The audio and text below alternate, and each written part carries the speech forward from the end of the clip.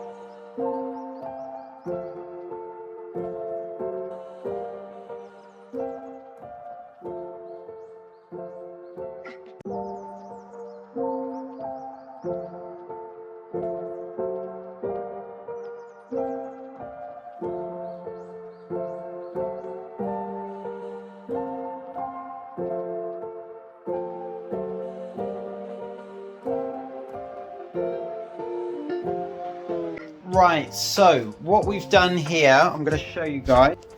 We've made a cutout for the pipework in this corner cabinet here that we've built. As you can see, the pipe goes out the wall, through the cutout, and then here for our 800mm cabinet where the sink is going to go. You can see the waste is there. And then what we're going to do is put feet on this tool cabinet here and make sure that all the feet are straight and everything to put the kickboard on. It's coming together very, very nicely.